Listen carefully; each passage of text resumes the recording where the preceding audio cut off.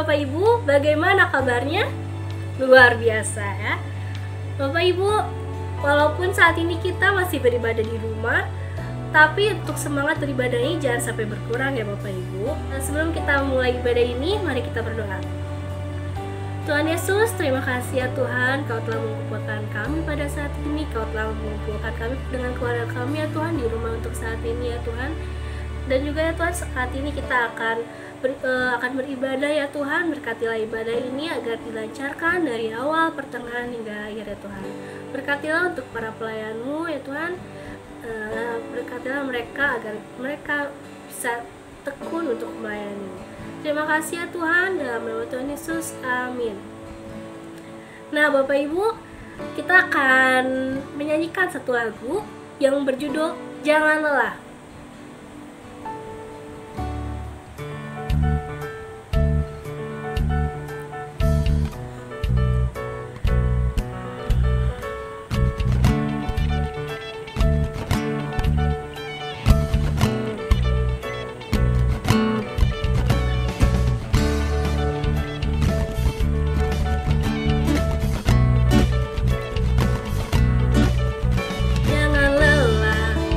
Bekerja di ladangnya Tuhan, Roh Kudus yang beri kekuatan, yang mengajar dan menopang. Bekerja bersamamu Tuhan, yang selalu mencukupkan atas segalanya. Ratakan tanah yang bergelombang, timbullah tanah yang berlubang, menjadi siap dibangun di atas dasar iman. Ratakan tanah yang bergelombang, timbullah tanah yang berlubang, menjadi siap dibangun di atas dasar iman. Bapak Ibu, kalau yang tahu gerakannya, kita pakai gerakan, oke? Jangan lelah bekerja di ladangnya Tuhan, Roh Kudus yang beri kekuatan, yang mengajar dan menopang. Bekerja bersamamu Tuhan, yang selalu mencukupkan atas segalanya.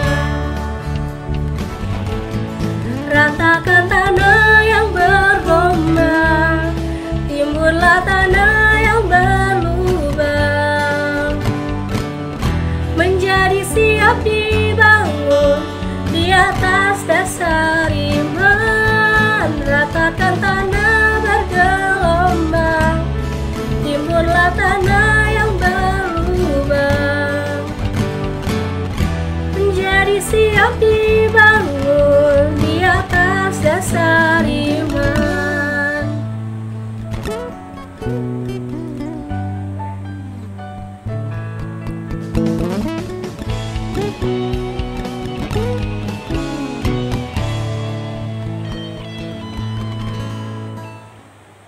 Betul Bapak Ibu, seperti lagu yang tadi, kita jangan lelah dan juga tiada lelah untuk bekerja bersama Tuhan di ladangnya. Nah Bapak Ibu, sebelum kita memasuki firman Tuhan, mari kita nyanyikan satu lagu yang berjudul Seperti Rusa yang Haus, Rindu Aliran Sungaimu.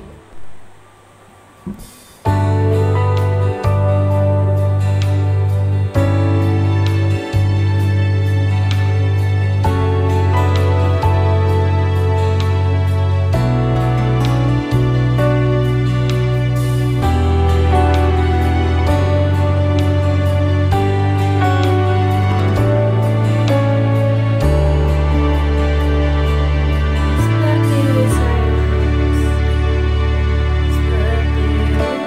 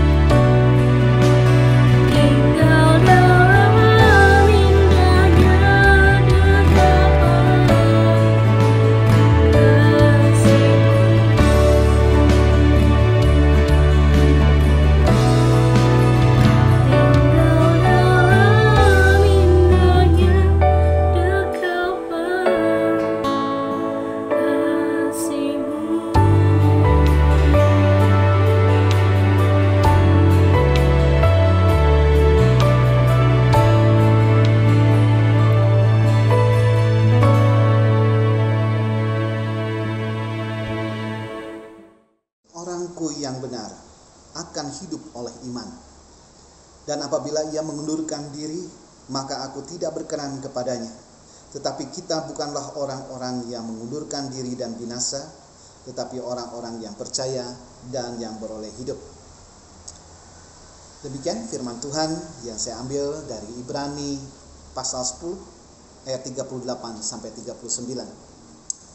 Tema yang disampaikan dalam bulan ini adalah mempelajari tentang iman. Bagaimana kita hidup beriman.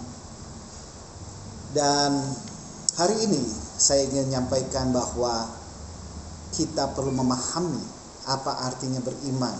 Karena saya menemukan bahwa ada banyak orang-orang Kristen yang berkata, yang penting saya percaya. Dan rasanya akan tersinggung kalau ada orang dikatakan Anda tidak beriman. Wah, tersinggung sekali. Apakah sama beriman dan beragama? Kita akan pelajari hari ini. Mari kita berdoa. Tuhan Yesus, kami menyerahkan waktu ini ke dalam tangan Tuhan. Biarlah Tuhan yang berbicara kepada kami, karena kami siap untuk belajar dan hidup sesuai dengan rencana Tuhan, tujuan Tuhan. Semakin hari kami semakin dipakai Tuhan, dan kami berjalan sesuai dengan rencana Tuhan. Terima kasih Bapa, berikan hati kami hati yang lembut.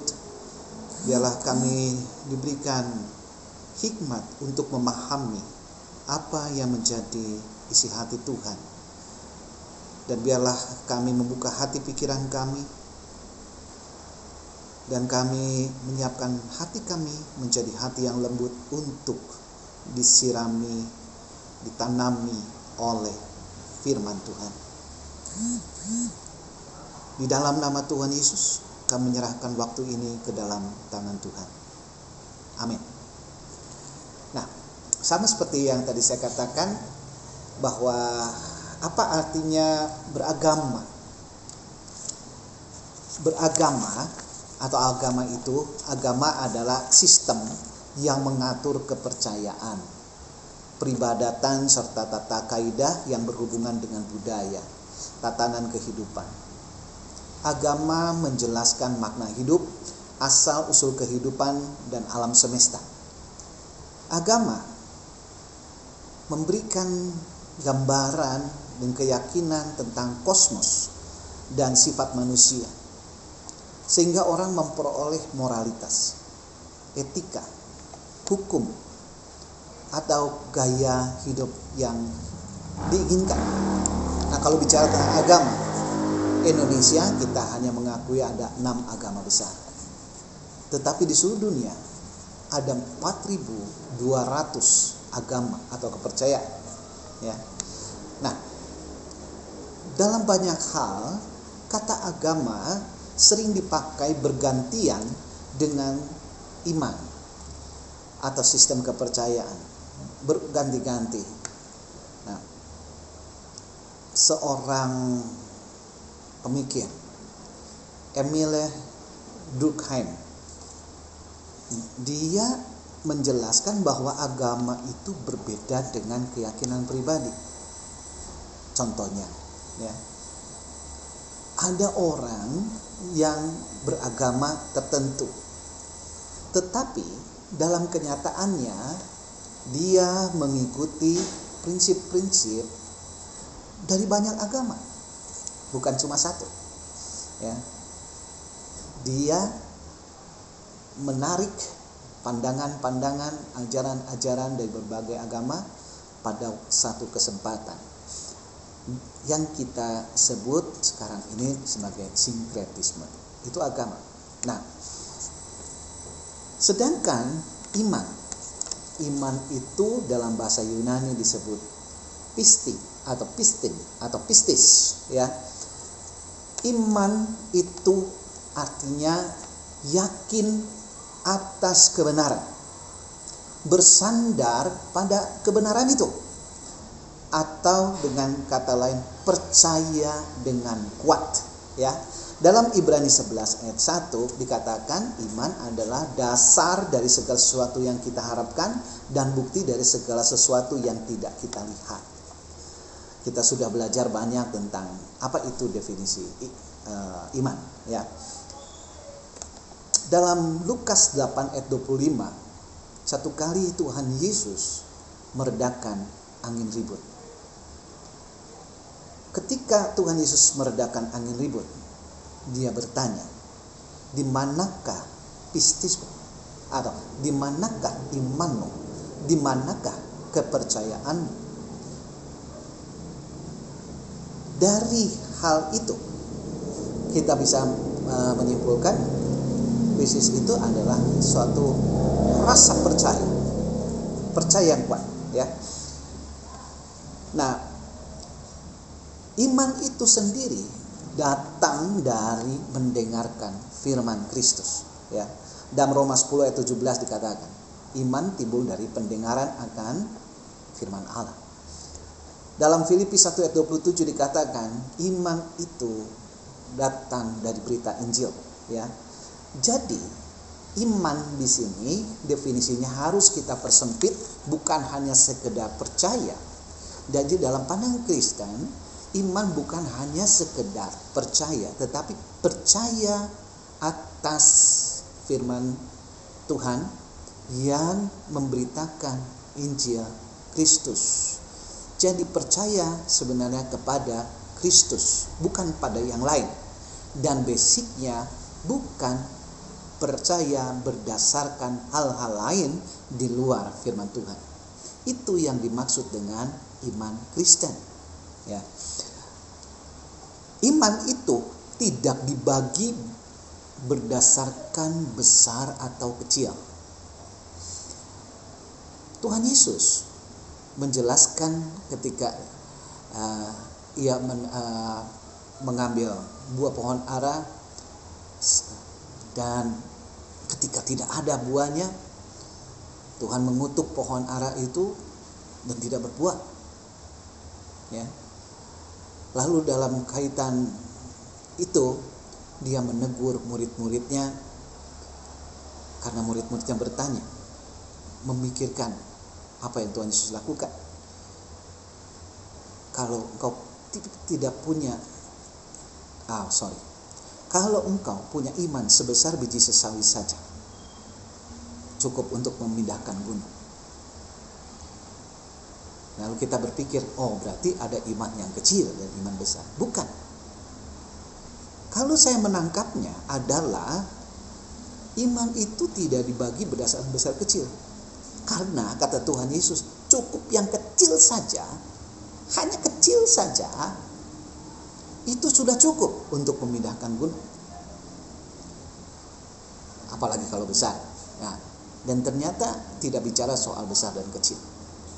Iman itu bicara soal ada atau tidak ada iman, atau disebut kurang beriman. Anda beriman atau kurang beriman? Kalau lebih tepatnya tidak beriman, ya. Itu teguran Yesus. Nah, itu gambaran tentang iman dari kacamata Kristiani. Kalau dari kita mendengar dari tetangga, dari saudara-saudara kita yang non-Kristen, kita menemukan bahwa iman terbagi dalam tingkatan-tingkatan, kelas-kelasnya. Dari kelas yang hanya percaya bahwa Allah ada saja, itu standar sekali, yang dikatakan bahwa iblis pun percaya, dan itu pun dikutip dalam Alkitab, dalam Yakobus katakan, kalau sekedar percaya, iblis juga percaya. Tapi bukan itu iman yang dimaksud. Iman yang dimaksud adalah iman yang diserahkan sepenuhnya kepada Kristus. Nah, bagaimana caranya kita bisa beriman? Karena ada banyak teman saya yang bertanya bilang begitu, Pak, bahkan sering katanya Om gitu ya, Om, Saya ini kadang-kadang iman saya penuh.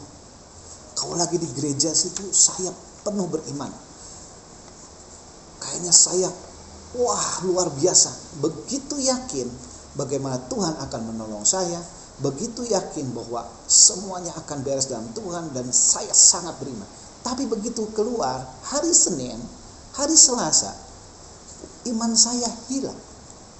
Sulit sekali untuk beriman. Nah, itu pertanyaan yang sering muncul. Gimana sih? Bagaimana saya bisa yakin tentang iman saya? Ternyata kalau kita akan belajar dan kita akan melihat bahwa iman itu bertumbuh, berjalan, dan harus terus dipupuk bersama dalam pergaulan keseharian dengan Tuhan, yang mengakibatkan kita begitu yakin akan Tuhan yang hidup, yang kita alami dan bukan kata orang. Nah, bagaimana saya bisa menumbuhkan atau membangkitkan iman yang benar? Satu adalah mengisi pikiran kita dengan firman Allah. Karena tadi kita katakan iman Kristen itu basicnya adalah firman Allah. Jadi iman itu timbul dari pendengaran akan firman Allah. Ya. Mengisi pikiran dengan firman Allah. Dalam Matius 4 ayat 4 atau dalam Lukas 4 ayat 4 dikatakan bahwa manusia hidup bukan hanya dari roti saja, tetapi juga dari setiap firman yang keluar dari mulut Allah. Ya. Dalam Yohanes 6 ayat 23 lebih menjurus dikatakan, karena roti yang datang dari Allah ialah roti yang turun dari surga, yang memberi hidup kepada manusia, yaitu Tuhan Yesus.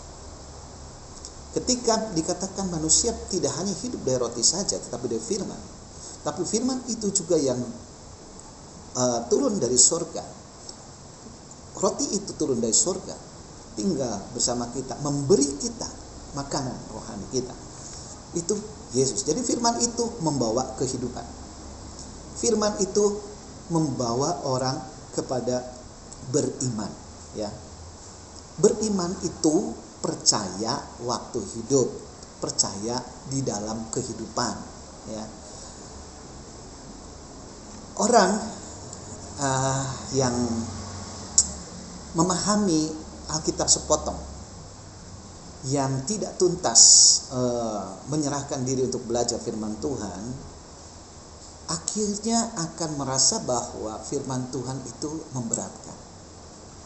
Ya. Hukum itu memberatkan buat dia, jadi beban. Tetapi orang yang memahami firman Tuhan tidak terima sepotong, seluruhan utuh, dia akan menikmati firman itu justru menghidupkan dia. Nah, contoh yang sepotong itu apa sih? Bapak Ibu Saudara, ada banyak orang Kristen yang memahami firman Tuhan itu adalah hanya sebagai alat pendukung pembenaran atas apa yang dia lakukan. Buat sebagian orang, tentu kalau demikian, dia akan punya banyak masalah. Ketika dia melihat firman Tuhan, maka firman Tuhan di bagian yang menarik perhatian dia, yang mendukung dia senang. Tetapi bagian lain dia merasa penuh beban, dia merasa itu berat sekali. Bapak Ibu Saudara sekalian, kita tentu ingat kadang-kadang kita perlu makan paria, kita perlu makan sayur pahit. Saya ingat pada waktu saya kecil dengan Ibu Ling, saya sering dipaksa untuk makan sayur pahit, untuk makan paria. Padahal saya sangat tidak suka. Itu sayur yang paling saya hindari. Saya tidak suka dengan rasa pahit. Tapi Ibu Ling paksa saya. Dia bilang, kamu harus makan, karena ini penting, sehat, untuk membuat saya hidup sehat. Saya coba. Waduh, berat sekali. Kenapa? Karena saya memilah-milah makanan yang saya mau ambil. Saya bilang yang ini saya suka, yang ini nggak mau. Maka ketika dikasih yang tidak mau, saya berat sekali. Tapi ketika dikasih daging, senangnya luar biasa. Tapi justru itu kurang baik buat kesehatan saya. Hari ini saya suka makan yang pahit. Bahkan kopi yang pahit saya suka. Ya, Bapak Ibu Saudara sekalian, ketika kita suka, kita memahami tujuan, memahami maksud dari semua itu, maka kita melakukannya dengan nyaman, kita melakukannya dengan sukacita. Ya, Bapak Ibu Saudara sekalian, memahami firman Allah itu artinya mengetahui dan memahami isi hati Allah. Kita belajar firman Tuhan, kita membaca firman Tuhan bukan supaya kita pintar, bukan supaya kita tahuan, segala tahu ini. Hebat, saya tahu banyak. Bukan itu. Tujuan kita belajar firman Tuhan, tujuan kita sering membaca firman Tuhan adalah supaya kita tahu isi hati Allah. Kita mengerti apa yang Dia kehendaki. Kita mengerti bagaimana Allah ingin kita bersikap seperti Dia. Ada banyak orang menganggap Alkitab itu seperti paririmbon. Dibuka berdasarkan kepentingan. Dibuka berdasarkan keperluan. Dibuka kalau ada hal yang dia tidak paham, dia cari, seperti membuka ensiklopedia. Bapak Ibu Saudara, rasanya itu bukan hal yang Tuhan mau dengan kita belajar firman Tuhan. Ya. Ketika kita mengetahui isi hati Tuhan, lalu kita praktekkan dalam hidup, maka terjadilah penggenapan yang dikatakan, carilah dahulu kerajaan Allah dan kebenarannya, maka semuanya akan ditambahkan kepadamu, yaitu dari Matius 6 ayat 33. Hasilnya tentu kita tahu bersama-sama, karena tadi saya katakan, maka apa? Semuanya akan ditambahkan. Ya, orang ingin tambahannya. Hanya tambahannya semata. Dia tidak tahu bahwa yang penting adalah carilah dahulu kerajaan Allah. Cari dahulu kerajaan Allah artinya prioritaskan dulu Allah yang jadi raja. Allah yang jadi raja adalah Dialah yang berkehendak, Dialah yang punya otoritas atas hidup kita. Kita mau seperti apa, bagaimana, Dialah yang menentukan. Nah, ketika kita pahami kehendaknya, kita pahami bahwa Dialah raja kita dan biarkan Dia melaksanakan tujuannya dalam hidup kita, maka ketika kita melakukannya, semuanya dipenuhi oleh Dia. Bapak Ibu Saudara sekalian, ada banyak orang Kristen baca firman itu hanya untuk cari celah, supaya dia tidak disalahkan atas motivasinya atau untuk mengagungkan dirinya sendiri. Ya, contohnya orang Farisi. Orang Farisi memanipulasi firman Tuhan dengan cara dia berdoa. Tuhan Yesus cerita tentang bagaimana orang Farisi bersikap. Dia berdoa di pinggir jalan, dia berdoa di rumah ibadah supaya dilihat orang seperti dia orang saleh, orang benar. Ya. Tapi dalam kehidupannya seringkali dia rasialis. Orang Samaria, dia tidak mau hargai, dipinggirkan.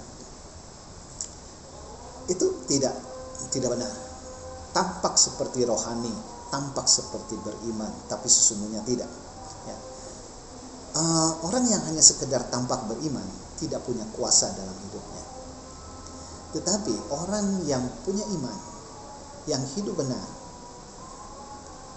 cirinya adalah ada banyak kuasa yang keluar dari dirinya. Ya. Bapak Ibu Saudara sekalian, yang kedua adalah dengan cara menerapkan, menghubungkan segala sesuatu dengan firman Tuhan. Ya, melihat dari segala sesuatu itu dari sudut pandang Tuhan. Ya. Kolose 3 ayat 23 berkata, apapun juga yang kamu perbuat, perbuatlah dengan segenap hatimu seperti untuk Tuhan dan bukan untuk manusia. Ya. Jadi, seperti masih menyinggung bagian yang tadi saya katakan, melihat segala sesuatu dari sudut pandang Tuhan, melihat segala sesuatu dari kesukaan Tuhan, pertanyaannya dalam hidup dia adalah, kalau saya melakukan ini, Tuhan suka atau tidak? Kalau saya mau begini, Tuhan suka atau tidak? Dalam semua aspeknya dia bertanya, Tuhan suka atau tidak? Ya. Ketika kita berkata apapun juga yang kau perbuat, perbuatlah dengan segenap hatimu seperti untuk Tuhan, itulah bicara tentang apapun juga yang kau perbuat, artinya melibatkan seluruh komponen dalam kehidupannya, cita-cita, pekerjaan, cari pasangan, kehidupan sosial dan lain-lain. Itu melibatkan Tuhan. Ketika saya bergaul, kita bilang, Tuhan, dengan saya bergaul dia, apa rencana Tuhan? Apa yang Tuhan ingin saya lakukan atas mereka? Bagaimana saya bisa memberkati mereka? Bagaimana saya bisa menyampaikan kabar baik buat mereka? Supaya mereka mengenal Tuhan dan kita tahu isi hati Tuhan. Karena begitu besar kasih Allah akan dunia ini, sehingga Ia mengaruniakan anaknya yang tunggal, supaya setiap orang yang percaya padanya tidak binasa, melainkan moral hidup yang kekal. Ini isi hati Tuhan. Buat Tuhan ingin saya, ketika saya berkenalan, saya berhubungan dengan siapapun, selalu cari kesempatan perkenalkan Tuhan, supaya dia diselamatkan. Bukan supaya jadi orang Kristen, tapi supaya dia diselamatkan. Bapak Ibu Saudara, ketika kita melakukan dengan benar, maka semua itu memerdekakan kita. Ya. Semua itu membuat kita nyaman, merdeka, tanpa ikatan, tanpa beban. Tapi sebaliknya, kalau kita tidak pahami, semua yang diminta oleh Tuhan akan menjadi beban buat kita. Ya. Saya rasa kita semua sudah pernah melewati tahapan jatuh cinta, bukan? Pada waktu jatuh cinta itu tidak ada hal berat untuk menyenangkan hati kekasih kita. Ya, semua pahami itu. Rasanya tidak ada jarak yang terlalu dekat, tidak terlalu jauh maksudnya. Semua oke, dekat. Seperti saya dulu, saya pergi ke Haurgelis dari Bandung. Ya jauh, dulu jalannya belum ada jalan potong, masih harus putar ke Pegaden, ke Pamanukan, maaf, Pamanukan, harus berputar 4 jam. Waktu jatuh cinta 4 jam means nothing, bukan apa-apa, semua gampang dilalui, tidak ada hal berat. Tetapi kalau rasa itu sudah tidak ada, semua jadi beban. Ya, Bapak Ibu Saudara, kalau motif kita salah dalam melihat Tuhan, bagaimana kita beriman, motif kita salah dalam beriman, maka semua jadi berat. Saya ingin mengundang Bapak Ibu Saudara untuk mengecek sekarang. Hari ini apakah hidup kita berat? Mengikut Tuhan. Kita berharap dengan ikut Tuhan kita keluar sebagai pemenang, kita tidak mendapatkan banyak bencana, kita keluar bebas dari semua serangan iblis, tetapi kita diperhadapkan dengan COVID-19. Kita diperhadapkan dengan kesusahan ekonomi hari ini. Kalau tujuan kita ikut Tuhan, percaya Tuhan, bukan untuk lebih keselamatan kita, bukan untuk kita ingin menyenangkan hati Tuhan, hanya sekadar cari keuntungan buat diri kita sendiri, saya yakin situasi hari ini akan jadi sangat berat buat kita sekalian. Bapak Ibu Saudara sekalian, beriman itu saya membaca bahwa dibagi ada katanya 4 macam iman. Tetapi seperti tadi saya jelaskan di bagian awal, aslinya itu tidak ada. Yang ada itu Anda beriman atau tidak beriman, atau kurang beriman. Cuma gitu saja. Katanya, tapi ini membantu kita untuk memahami kira-kira model apa iman yang kita miliki saat ini.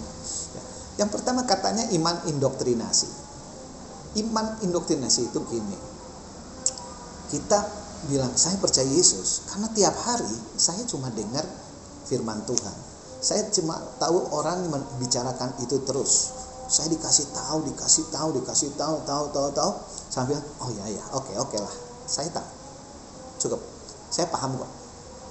Nah, iman indoktrinasi, iman sampai kita diisi penuh otak kita oleh prinsip-prinsip kekristenan semata. Penuh. Hasilnya kita sangat tahu. Mau bicara di debat di apa kita bisa jawab, kita bisa bicara. Tahu persis. Tetapi kalau sekedar indoktrinasi, kita belum mengujinya di lapangan. Kita belum mengujinya dengan keadaan. Hanya sebatas tahu. Lalu iman yang kedua adalah iman konformitas atau iman historis. Iman hasil penyesuaian dengan lingkungan. Karena saya dibesarkan dalam lingkungan Kristen. Saya dibesarkan dalam lingkungan gereja. Orang tua saya Kristen. Saya diajaknya sekolah minggu. Saya secara lahir saya Kristen. Karena apa? Karena orang tua saya Kristen. Historis. Saya beriman karena saya punya historis. Bapak Ibu Saudara sekalian, orang-orang seperti ini biasanya begitu rajin di gereja, begitu setia dalam kegiatan, bahkan melayani Tuhan. Hasil dari lingkungan yang mendukung dia, tapi mirip dengan yang pertama, ini belum teruji. Apa jadinya pada saat dia dilepaskan dari semua lingkungan yang mendukung untuk itu? Rasul Paulus pada waktu berkumpul dengan Tuhan Yesus dan murid-murid yang lain, belum ada tekanan, dia bilang ketika Tuhan Yesus berkata, saya akan ditangkap, saya akan dibunuh. Rasul Petrus bilang apa? Tidak. Dia bilang, saya sekali-kali tidak akan menyangka. Apa yang terjadi pada situasi yang berubah? Baru situasinya saja diubahkan, Tuhan Yesus sudah ditangkap, Petrus ditegur karena coba membela, ternyata tidak boleh membela seperti itu. Lalu semua lari di tengah sendiri, baru seorang anak yang bertanya, kamu bagian dari kelompok? Wah, bukan. Langsung berubah. Bapak Ibu Saudara, itu iman yang dibangun berdasarkan lingkungan. Nah, saya bukan bicara bahwa Petrus itu dibangun berdasarkan itu saja. Itu hanya bagian untuk menjelaskan kira-kira. Kalau kita hanya beriman dalam lingkungan yang enak, itu belum teruji. Ya, belum bisa dikatakan beriman. Maksudnya gitu loh. Tadi kalau kita di lingkungan yang sama terus aman, nyaman, kita seperti sangat beriman, tapi saya katakan itu belum beriman. Itu dalam kondisi yang mendukung dia seperti merasakan saya beriman. Beriman sesungguhnya dinyatakan pada saat situasinya diubah, ditekan, ya. Nah, ada lagi yang ketiga, itu iman empiris. Sangat dipengaruhi suasana hati, keadaan, sangat dipengaruhi oleh pengalaman, ya. Terkadang beriman, terkadang dia layu, berubah-ubah, karena dia imannya berdasarkan suasana hati. Pada saat dia melihat mujizat, orang-orang dicembuhkan, dia orang-orang mujizat, dia bilang, saya sepertinya ikut mengalami mujizat, saya ikut beriman. Tapi ketika melihat orang lain gagal, melihat situasi seperti sekarang, dia merasa meragukan, dia merasa sedih. benar enggak? Benar enggak? Dia mempertanyakan iman. Nah, yang keempat itu katanya iman komitmen. Iman yang mendasarkan atas pengetahuan, seperti tadi ada pengetahuan secara doktrin, secara kognitif, semua dia dapatkan, tetapi kemudian dia memberikan komitmen kepada Yesus bahwa saya menyandarkan semua ini kepada Yesus, mempercayakan hidupnya kepada Tuhan Yesus. Nah, lalu dia mempersiapkan diri untuk seberbagai keadaan. Apapun keadaannya, dia siapkan bahwa dia akan selalu tetap setia kepada Tuhan Yesus. Dr. Erwin Lutzer, dia mengatakan bahwa iman adalah menghargai, mempercayai janji Kristus yang akan menyelamatkan dan memberikan hidup yang kekal bagi mereka yang percaya. Dia definisikan kembali, Dr. Erwin Lutzer ini, spend eternity with God. Jadi bukan hanya sekedar percaya yang kuat, tetapi juga percaya yang kuat kepada janji Kristus, menghargai apa yang Tuhan sudah kerjakan dan percaya bahwa itu cukup buat dia. Dr. Anthony Huckema, dia juga menjelaskan begini: suatu respon terhadap panggilan Allah melalui penerimaan akan Kristus dengan keseluruhan pribadi, yaitu keyakinan yang pasti mengenai kebenaran Injil dan penyerahan yang penuh keyakinan pada Allah di dalam Kristus bagi keselamatan kita, disertai dengan komitmen sejati kepada Kristus untuk hidup baginya. Dr. Anthony Huckema, dia betul-betul menekankan bahwa kita diselamatkan hanya oleh anugerah iman sejati itu. Jadi bagaimana saya bisa melihat apakah iman saya benar atau tidak? Iman saya sejati, karena iman yang sejati menghasilkan ada beberapa hal, yaitu 5 hal yang harus dihasilkan. Kalau ini tidak ada, ini bukan dari iman yang sejati, hanya yakin-yakinan doang. Ya, iman sejati Kristen, saya katakan, menghasilkan satu namanya pengampunan dosa. Dalam Kisah Para Rasul 10:43, pasal 13 ayat 39. Iman yang sejati memberikan keyakinan akan pengampunan atas segala dosa kita. Tidak ada satu dosa yang terlalu berat, yang terlalu besar untuk bisa diampuni oleh Tuhan. Ya. Iman sejati juga menghasilkan keselamatan kekal. Ya. Kalau keyakinan akan dosa dihapuskan, itu membawa dampak kepada yang kedua, yaitu keselamatan. Bahwa keselamatan datang dari karya Yesus. Keselamatan datang bukan dari karya manusia. Keselamatan datang dari apa yang Tuhan Yesus sudah lakukan di kayu salib. Roma 10 ayat 9-10 dan 1 Yohanes 5 ayat 13. Sehingga yang berikut adalah iman yang sejati itu menghasilkan identitas baru bagi kita. Kesadaran akan siapa dia, akan siapa diri kita, yaitu kita ini anak Allah. Yohanes 1 ayat 12. Memang kita ini orang berdosa. Memang kita ini orang-orang yang tidak dipandang. Kita tidak layak. Tetapi karena pengorbanan Yesus memberikan kepada kita satu katakan identitas baru. Identitas baru sebagai apa? Anak Allah. Kita jadi anak Allah bukan karena kebaikan kita, tapi karena karya Yesus. Memberikan identitas baru bahwa kita ini ciptaan baru, sehingga kita punya keyakinan bahwa kalau kita dulu saya tidak pernah berhasil untuk hidup benar, bahwa sekarang saya punya Roh Kudus yang akan memberi saya potensi untuk hidup benar. Kemarin bisa gagal. Sekali gagal, orang katakan, sudah cupatnya gagal.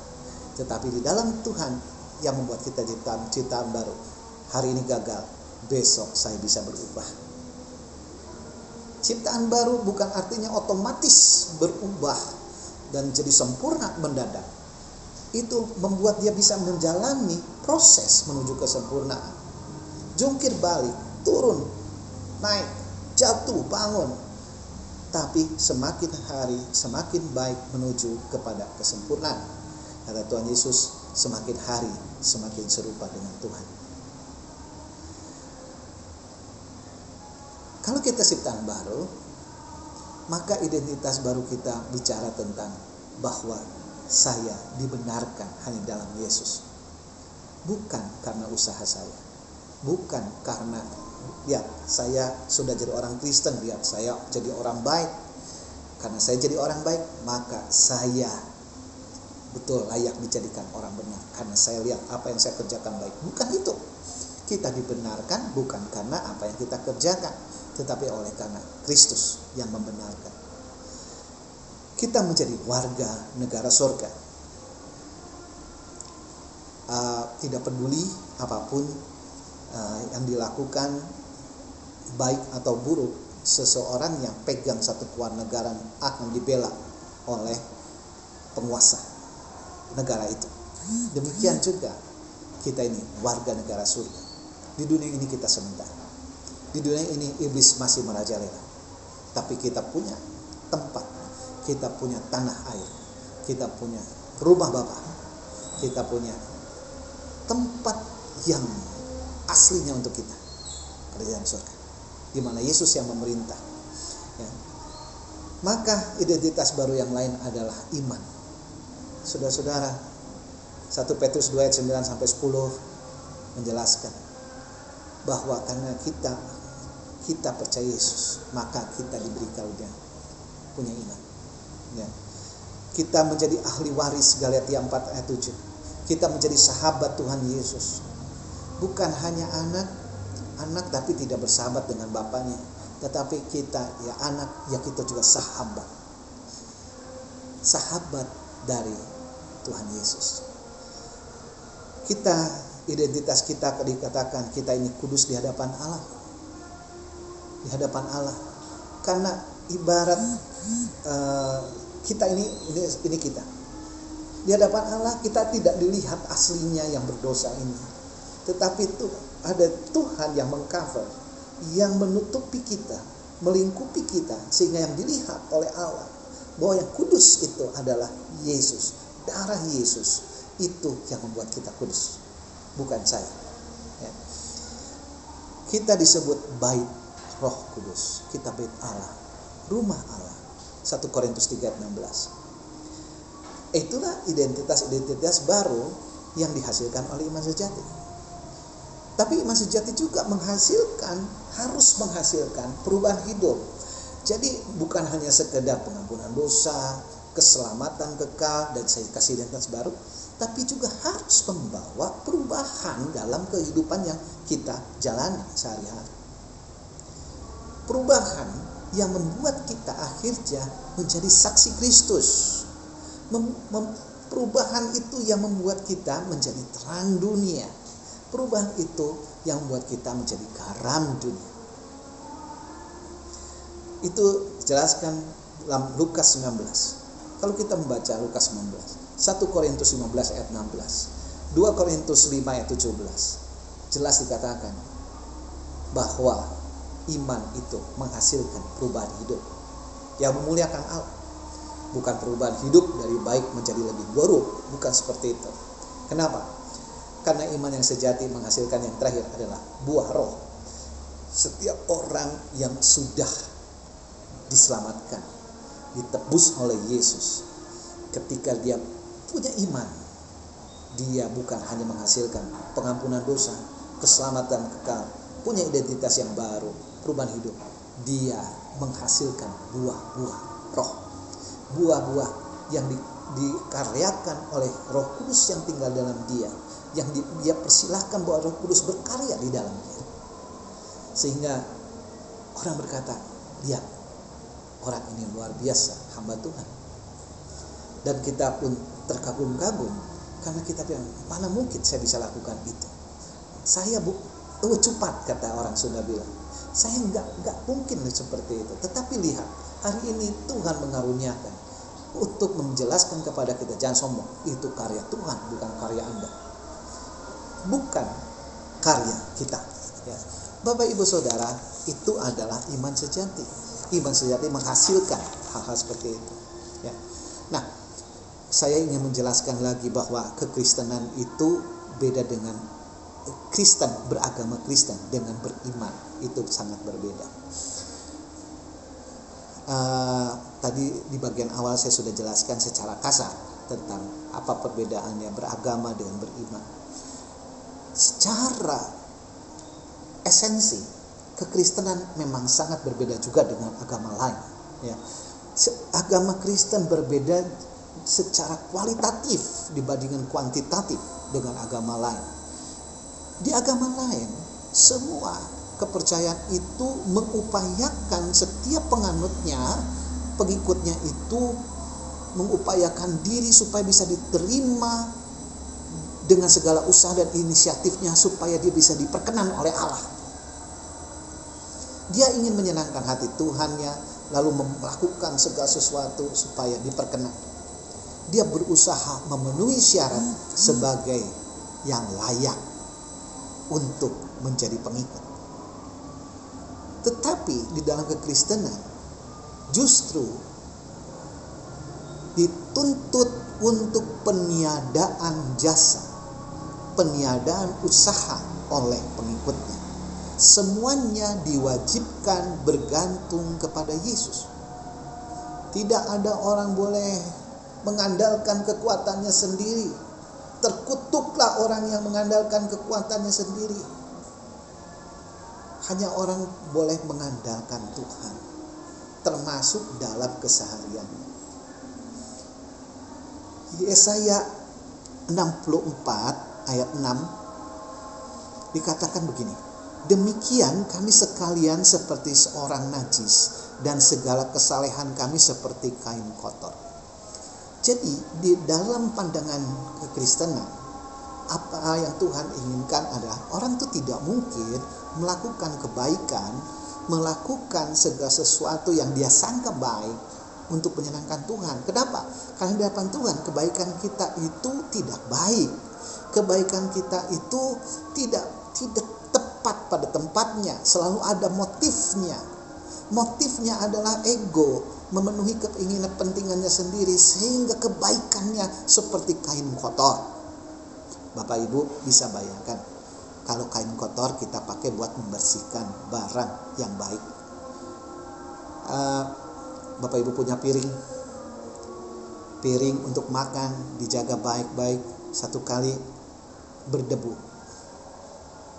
mau cuci pengen dilap, sudah dicuci pakai air, ingin dikeringkan pakai lap. Maksudnya supaya apa? Bersih dan kering. Kalau basah masih bisa ketempelan kotor lagi. Pakai lap, lapnya kotor, dilapin piring. Hasilnya apa?